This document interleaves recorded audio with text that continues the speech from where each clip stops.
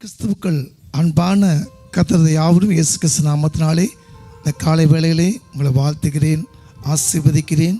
ஜெபிக்க முடியாத தடைகள் சோறு வர காரணம் என்ன, அதை நம்ம பார்க்க போகிறோம். ஏன் நம்ம ஜெபத்தினால நிலையாக இல்லாதபடி நம்ம விழுந்து விடுகிறோம்? சோறு வர காரணம் என்ன? எபேசியர் 6:12 வசனங்களை வாசிப்போம். ஏனெனில் மாம்சத்தோடும் இரத்தத்தோடும் அல்ல, துரைத்தனங்களோடும் அதிகாரங்களோடும் இப்பிரபஞ்சத்தின் அந்தகார லோகாதிபதிகளோடும் வான மண்டலங்களில் உள்ள பொல்லாத ஆவிகளின் சேனைகளோடும் நமக்கு போராட்டம் உண்டு. இந்த பூமியில் பார்த்தீங்கன்னா வான மண்டல பொல்லாத ஆவியோடும் துரத்தலும் அதிகாரத்தோடும் நம்மளுக்கு யுத்தம் உண்டு. ஆகியனால்தான் ஜெபம் என்பது ஒரு ஆயுதம். ஜெபமே ஜெயமாய் மாற்றி கொடுக்குற அந்த ஜெபத்தில் எந்த விதத்தில் உங்களுக்கு சோர்வு கொண்டு வருவான்? குடும்ப சூழ்நிலையில் இல்லை உறவின மத்தியில் எந்த சூழ்நிலையும் உங்களை ஜெபம் பண்ண முடியாதபடி அதிகமாய் மனசோர்வு கொண்டு வருவான். ஒருவேளை வியாதிப்பட்டுக்கலாம், நீ எல்லாம் ஏன் ஜெபம் பண்ணுற, உனக்கே வியாதி சொல்லி பிசாசு உங்களை வஞ்சிப்பான். பிசாசு மேற்கொள்ளாதபடி ஜெபத்தில் உறுதியாருங்கள், உபத்திரத்தில் பொறுமையார்கள் வேதம் சொல்கிறது. முதல் காரியம், நீங்கள் செய்யும் பாவம். உங்கள் மனசாட்சி ஒரு ஊழியத்தை நீங்கள் பாடக்கூடியவராக்கலாம், இசை வாசிக்கலாம். அது சொல்லுவாங்க, நீ நேற்று தினத்தில் அநேக பாவம் செஞ்ச, நீ எல்லாம் என்ன செய்யப்பாத, ஊழியத்தை செய்யாத, உனக்கு தகுதி இல்லை. உன் மனசாட்சியை சத்துருவானவன் அவன் குத்தி கொண்டே இருப்பான். பரிசுத்தமான வாழ்க்கையில் வாழ முடியாத, ஜெபிக்க முடியாத அந்த மனசாட்சி உன்னை குத்தி கொண்டே தான் இருக்கும். ரெண்டாவது, தேவாலயத்தில் அநேக தூங்குவாங்க. ஜெபிக்கும் போது பரிசுத்த வேதாமத்தை வாசிக்கும் போது தூக்கம் வரும், தேவாலயத்துக்கு போகும்போது தூக்கம் வரும். இந்த தூக்கம் என்பது பிசாசு உங்களுக்கு சோர்வு கொண்டு வர. நீ இவ்வளோ நேரம் உழைச்சியில், இன்னும் கொஞ்ச நேரம் தூங்கு. 8 மணி நேரம் வேலை, நீ 10 மணி நேரம் செஞ்சுருக்க. அதனால் தயவுசெய்து என்ன பண்ண, கொஞ்ச நேரம் தூங்கு. நம்ம அதிகாலையில் ஜெபிப்போம், அலாரம் வைப்போம், ஆனால் மனசாட்சி என்ன சொல்லும், இன்னும் கொஞ்ச நேரம் தூங்கு. ரொம்ப பலவீனம் ஆகிட்ட. அது தூக்கத்தின் பிசாசு.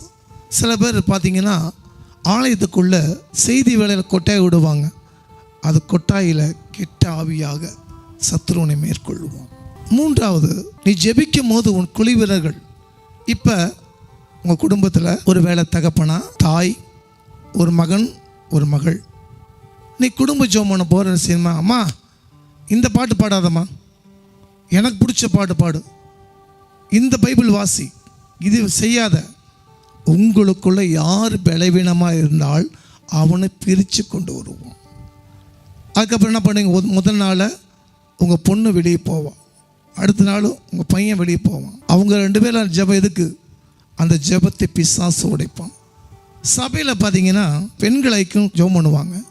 அதில் என்ன செய்வாங்கன்னா, போதகரமாகவோ வழி நடத்தவங்க யார் ஜெபம் பண்ணாலும் முதல்ல அவங்க பேர் சொல்லி சில பேர் சொல்லுவாங்க, இவங்க ஜெபம் பண்ணுங்க. உடனே நான் சீனியராக இருக்கிறேன், நான் ஜெபம் பண்ண, நான் தான் ஜெபம் பண்ணுவேன், என்னை இப்படி சொல்லிட்டேன், சபையை விட்டு வெளியே கொண்டு வந்துடும். இது ஒரு பிரிவினை ஆவி. ஜெபிக்கும் போது உங்களுக்குள்ள ஒரு குழப்பத்தை உண்டாக்கு. நீ செஞ்சது சரி, இனிமேல் நீ ஜெபிக்காத, உன்னை சொல்லிட்டாங்களே, நீ அங்கே போகாத, சபைக்கு போகாத, சத்துருவானவன் மேற்கொள்ளுவான். அதிலிருந்து நீங்கள் ஜாக்கிரதையாக இருக்கப்பட வேண்டும். யூதா 20:21 வாசிங்க. நீங்களோ பிரியமானவர்களே, உங்கள் மகா பரிசுத்தமான விசுவாசத்தின் மேல் உங்களை உறுதிப்படுத்தி கொண்டு பரிசுத்த ஆவிக்குள் ஜெபம் பண்ணி தேவனுடைய அன்பிலே உங்களை காத்து கொண்டு நித்திய ஜீவனுக்கு ஏதுவாக தம்முடைய கர்த்தராகிய இயேசு கிறிஸ்துவினுடைய இரக்கத்தை பெற காத்திருங்கள். பரிசுத்த ஆவியானவர் ஜெபத்திலே தேவன் உங்களை உறுதிப்படுத்துவார். அழகாக சொல்லிக்கிறார். அதே எபேசியர் 6:18 வசனங்களை வாசிப்போம். எந்த சமயத்திலும் சகலவிதமான வேண்டுதலோடும் விண்ணப்பத்தோடும் ஆவியினாலே ஜெபம் பண்ணி அதன் பொருட்டு மிகுந்த மனது உறுதியோடும் சகல பரிசுத்தவான்களுக்காகவும் பண்ணும் வேண்டுதலோடும் விழித்து கொண்டிருங்கள். நீ முழங்கால் படிட்டு ஜெபிக்க பரிசுத்த ஆவியானவரே உங்களை வழி நடத்துவார். அப்போ உனக்கு நன்மை தீமை உண்டாக்குற ஞானத்தை அந்த ஜெப வாஞ்சியில் கற்றுக் கொடுப்பான். நீ எதில் விழுந்திருக்கிற, எதில் சரி பண்ணணும், இன்னும் அதிகமாக ஜெபிக்க. உண்மையாக நீங்கள் ஜெபிக்க உங்களால் எந்திரிச்சு வரவே முடியும். தேவனுடைய தொடுதல், அவருடைய அசைவாடுதல் இருக்கும் போது உங்களால் எந்திரிச்சு வரவே முடியாது. ஆனால் அதே நீங்கள் பாவம் செஞ்சிட்டா உங்கள் ஜெபத்தில் உங்களால் உட்காரவே முடியாது. அந்த பரிசுத்த ஆவியானவர் உங்களை வழிநடத்துவார். அந்த பரிசுத்த அபிஷேகம் உங்களை கர்த்தர் வழிநடத்த கிருபை செய்வார். அப்போ உங்கள் ஜெப வாழ்க்கையிலே ஜெபிக்கும் போது கர்த்தரே உனக்கு திறந்த வாசலை கொடுப்பான். நீதிமான் கூப்பிடும் போது கர்த்தர் நின்று தேவைகளை சந்திப்பான். நீதிமான் 7 தடவை வந்தாலும் 8 தடவை வந்தாலும் எந்திரிப்பான். அவன் செய்வதெல்லாம் வாய்க்கும். அப்போ நீங்கள் ஜெபிக்க அந்த பரிசுத்த ஆவியானவர் உங்களை வழிநடத்துவார். நீங்களும் ஜெபிக்க அந்த சத்துருவானவன் சோர்வின் ஆவியோ, பிரிவின் ஆவியோ, தர்க்கத்தின் ஆவியோ, சண்டையின் ஆவியோ உங்களுக்குள்ள கிரியை செய்ய முடியாது. அந்த பரிசுத்த ஆனவரே தேற்றவரை உங்களை வழிநடத்த கிருபை செய்வார். சாத்தான் நீங்கள் ஜெபிக்க அந்த பரிசுத்த ஆவி பெற்ற போது சத்துரு உங்களை மேற்கொள்ளாது. அந்த அபிஷேகம் உங்களை காத்துக்கொள்ளும். எளிமையான ஜெபம் பண்ணும்போது நீங்கள் ஜெபிக்க முடியாத வரும் தடைகள், சோர்வுகளை மேற்கொள்வது எப்படி நம்ம பார்த்தோம். இன்னைக்கு தயவு சரி ஜெபம் நாளைக்கு போகிறப்பா எனக்கு தூங்குற வேண்டாப்பா, ஜெபம் பண்ணும்போது பாட்டு சுருக்கி கொடுங்கப்பா.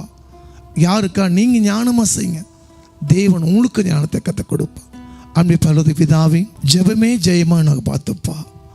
சோர்வட்ட ஜெபம், தூக்கத்தின் ஜெபம் ஆண்டவரே, தேவன் இந்த சத்துருவான மேற்கொள்ளாதவுடைய பிள்ளைகளுக்கு நல்ல ஆலோசனை கொடுத்தீங்க, ஆசீர்வதித்தீங்க. இதிலிருந்து எப்படி மேற்கொள்ளுன்னு பார்த்தப்பா, அது மேற்கொள்ள வழிகளை கற்றுக் கொடுங்க, ஆசீர்வதிங்க. இயேசுவின் நாமத்தினால பிதாவே, ஆமென். கர்த்தர் நிச்சயமாக உங்களை ஆசீர்வதிப்பா. தேவன் எப்படி உங்களை வழிநடத்த ஜெபம் பண்ணுங்க, கர்த்தரே காரியங்களை வாய்க்க செய்வார். God bless you. ஆமென்.